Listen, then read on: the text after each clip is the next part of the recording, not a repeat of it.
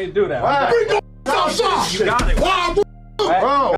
you playing with? You got I told you I don't tolerate no disrespect. You got it. You did Respect. He's trying to podcast. Don't play with Mexicans like I'm not that. trying to disrespect you, my G. I'm trying to have a conversation with I don't want a conversation. Wack 100 and Adam22 just had a heated clash in the No Jumper live stream, and it wasn't light talk. It felt like a final warning being thrown on the table. These two usually link up every week for their show, but lately the energy has been off, tense, and ready to snap at any second.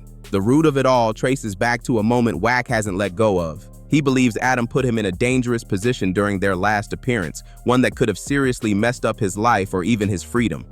Adam pretty much said was like, yo, because I'm like, hey, yo, I got these opinions about Wack. Like, can I go at him a little bit? And Adam's like, yeah, he'll respect you way more if you do. And then I'm like, I do it. And then he crashes on me. I'm like, well, that didn't go how I thought. But hey, we got 1 million views out of it. What made it worse? Wack feels like Adam brushed it off like it was nothing, showing zero concern about how serious things could have gotten. The situation exploded after one of Adam's employees showed up, even though Wack had already made it clear he wanted no interaction at all. No meeting, no conversation, no crossing paths. This wasn't random either. There was already bad blood. That same employee had gone on a loud, disrespectful rant, throwing shots and calling Wack out of his name. At one point, he even said, "Wack is a short, fat dude. Anybody scared of that? MF, I ain't turning nothing down." What? Adam chose to play a game that I told him as a man, hey, bro, I'm not cool with dude. I don't want to sit down with dude. No boy's cool. That's what you want to do, cool. I'm telling you, this is me. Because if I'd have told Adam, yeah, bring him in, then took off on him, then I'm wrong. Right? No, for sure. You always talking about not bringing the building any problems. Yeah.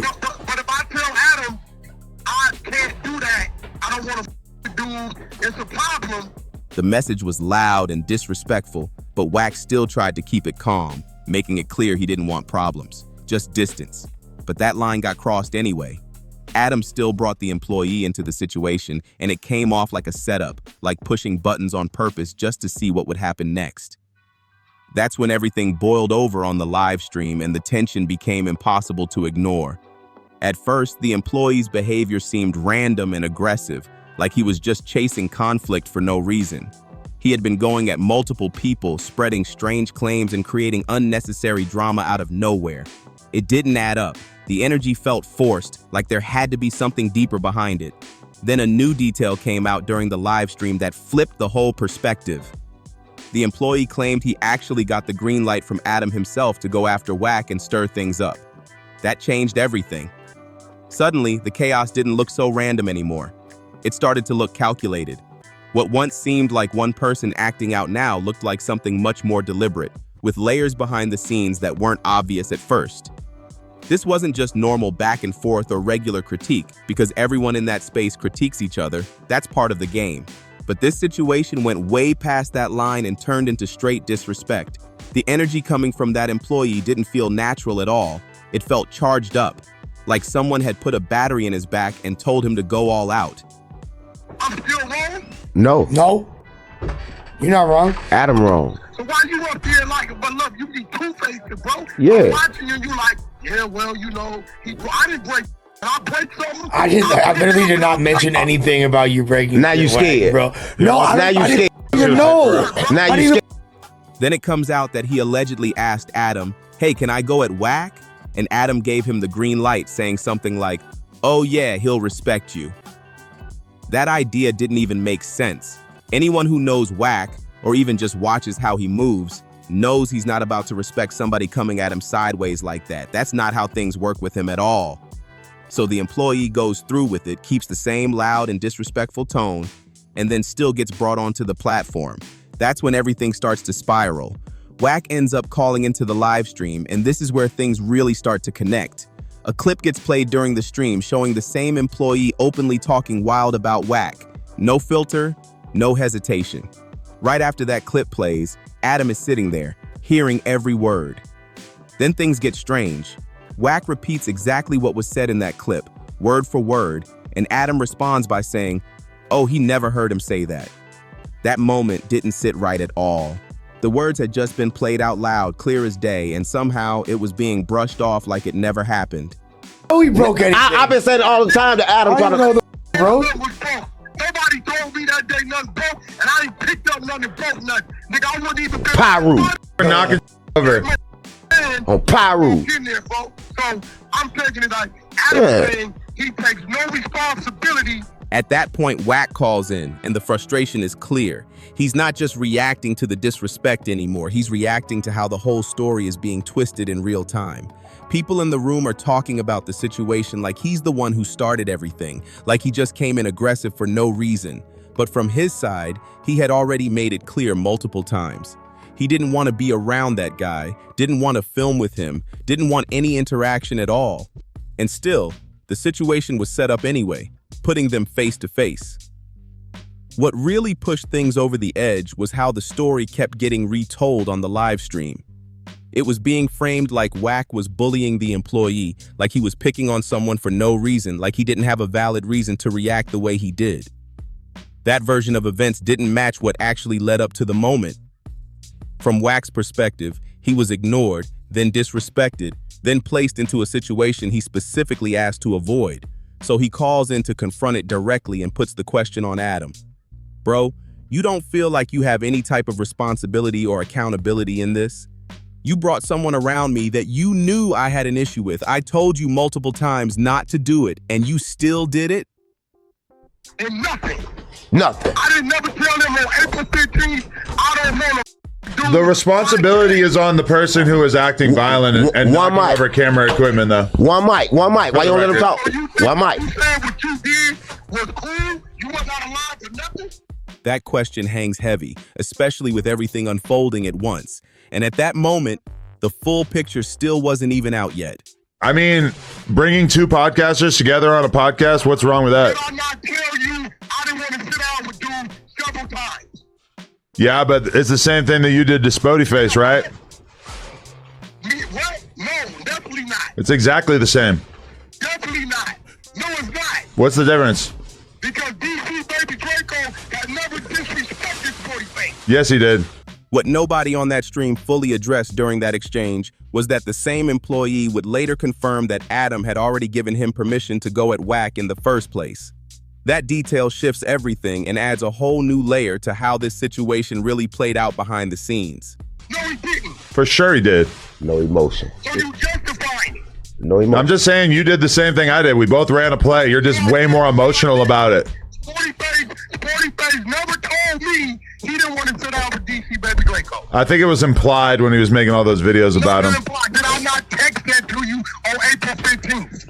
When Wack pressed Adam about the situation, Adam stood firm and refused to take any responsibility at all.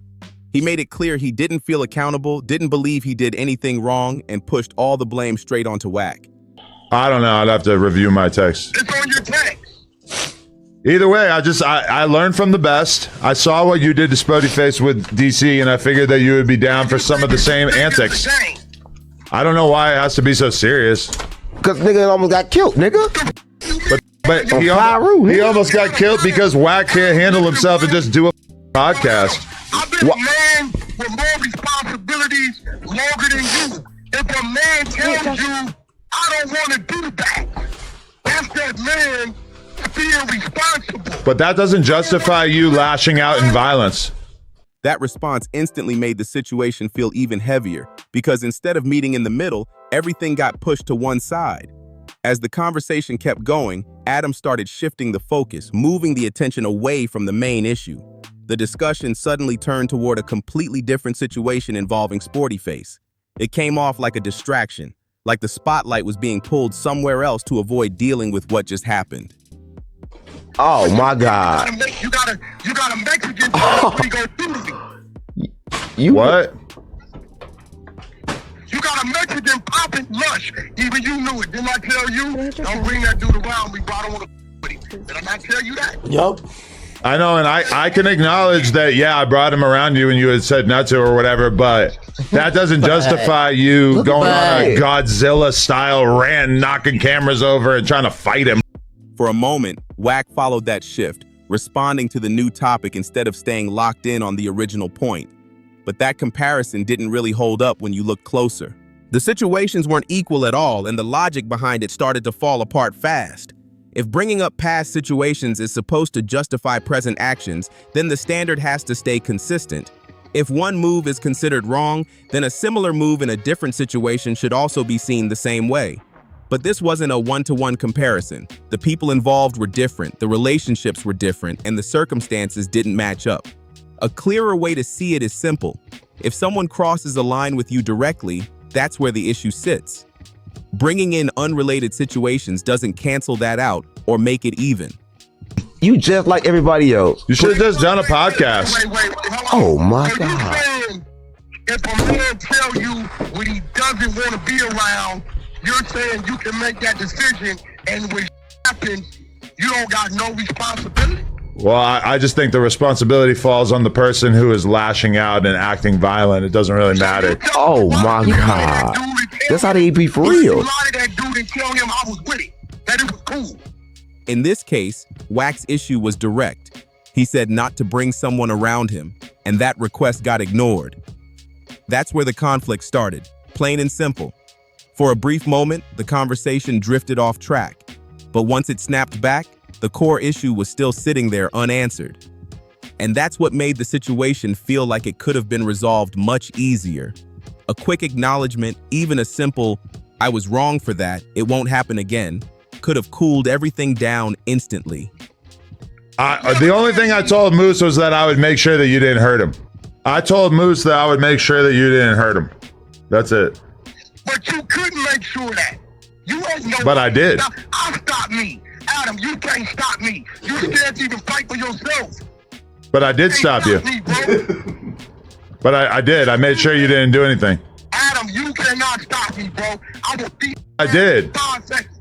Instead, the refusal to admit any fault kept the tension alive and pushed the moment even further than it needed to go. Adam stayed locked into one position the whole time, acting like nothing ever happened and nothing needed to be addressed.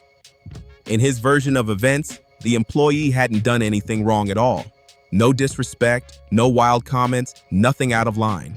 Even when clips were played showing exactly what was said, the response stayed the same, like it never existed. At the same time, all the blame kept getting pushed onto Wack, focusing on his reaction instead of what led up to it. The situation got flipped completely, turning the person who felt disrespected into the one being called out. Hey, look, I'll put 100,000 now that I will knock you out in 5 seconds. I mean, obviously, I don't want to fight you. I'm just saying that I protected Moose because I am a protector. You ain't stop me, bro. I'll stop me. You ain't stop. You put that kid in harm's way by even telling him to come up there. I'll stop me. That's what made everything feel so confusing and intense at the same time. It wasn't clear if this was a strategic move or if Adam truly believed what he was saying. Because on one side, there's a history of loyalty, times where Adam has stood solid for people and backed them up when it mattered. That part is real and can't be ignored. But this situation felt different, almost extreme. The level of defense being given didn't match what was being shown publicly. It wasn't just support, it felt like complete denial of anything going wrong. And that's where the contrast really stands out.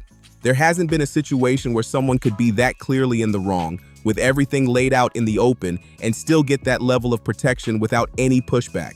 DC, baby, hey, yo, Adam, you gonna get yourself hurt, bro. Yeah. Why you always got to turn everything to a violent thing? You can't threaten me, Wack. I don't give a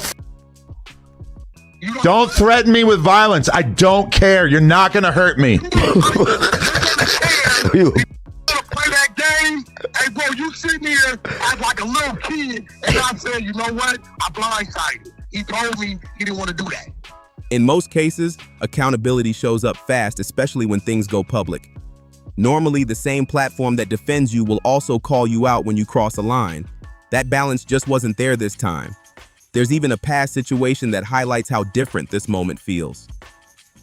At one point, misinformation started spreading about something that was said on a podcast. Wack had been told that a certain comment was made in one place, when in reality, it happened somewhere completely different. That misunderstanding led to tension and a back-and-forth confrontation that didn't need to happen in the first place. After that situation, when everything got discussed publicly, the tone was completely different. Instead of full defense, there was criticism and pushback, with conversations focused on what went wrong and who needed to correct it. That reaction showed a willingness to call things out when they didn't add up. That's why this current moment stands out so much. The energy shifted from accountability to complete defense, even with clear clips and reactions already out in the open. And that contrast is what made the whole situation feel even more intense, because the way it was handled didn't match what people had seen before. There's a reason this situation stands out so much, and it goes deeper than just one moment.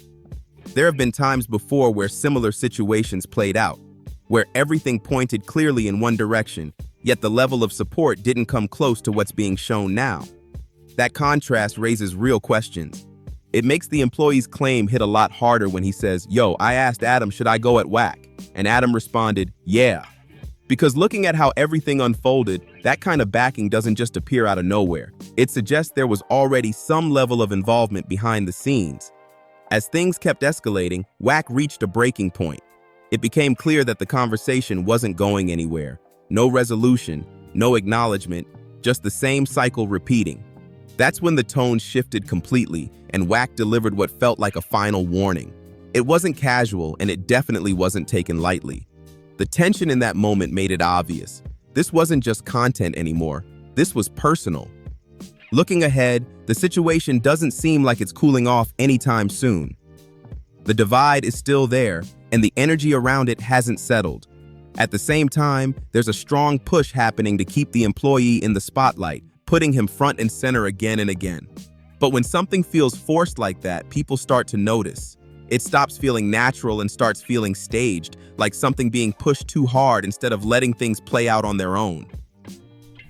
He told me on April 15th, the dude texted me like a man and said, "Hey, bro, I'm not up to that because I know it's going to go somewhere." I know, and I did a play for content because I think he's a good podcaster, and I wanted to get you guys on the same podcast. And it's exactly the same thing that you glorified when you did it to Spodie Face, so you can't take the moral high ground here. Man, I should have just beat y'all. From Wack's side, the issue is still simple and hasn't changed. There was disrespect, and it wasn't addressed the right way. Forcing more interaction on top of that doesn't fix anything. It just keeps the tension alive. Situations like this usually need space to settle, not more pressure added on top. There's also been quiet conversations happening in the background trying to get a clearer picture of how everything started. The focus isn't just on what happened publicly, but on what led up to it. Because if someone suddenly switches up and starts moving out of character, there's usually a reason behind it. And if that reason traces back to someone else pulling strings, then the real issue might not be where it first appeared. That's why the focus shifts to one key question: who set this in motion? Because if the actions were influenced or encouraged, then the situation becomes bigger than just one person speaking out of line. It turns into something more calculated, something that was building before it ever reached the camera. Because when everything gets looked at from start to finish, the whole situation feels strange on another level. The way it all unfolded doesn't follow a normal path at all. It's not every day someone suddenly wakes up and decides to go at multiple people, creating tension out of nowhere. That kind of move raises eyebrows instantly because it doesn't feel natural. It feels calculated, like something pushed it into motion. And if there really was outside influence, if someone was in the background telling him this is how you go viral, this is how you build a name, then that advice is setting him up the wrong way. That kind of approach might bring attention, but it also brings real consequences. And it leads right back to the bigger question: who told him to move like that? Because even if it wasn't Adam, it could have been someone else behind the scenes giving that push, pointing him in that direction and encouraging that kind of energy. At the same time, everything hangs on that one claim: Adam told me to go at Wack. That statement alone needs a response. Because based on what's been seen before, that doesn't line up easily. There's a gap there, something missing in the middle that hasn't been fully explained yet. And until that gets cleared up, the situation stays messy, with both sides standing on completely different versions of the truth. If that claim turns out to be real, then the conversation gets a lot more serious, and accountability becomes unavoidable. But if there's more context behind it, then that needs to be brought out too, so the full picture can finally make sense. Either way, this isn't something that just fades away. It needs clarity. Now it's time to hear what everyone else thinks about it. Was Wack justified in how he reacted, or did things go too far? Drop your thoughts in the comments and let it be known. Make sure to like, subscribe, and share this so more people can tap in. And don't forget to comment your take below.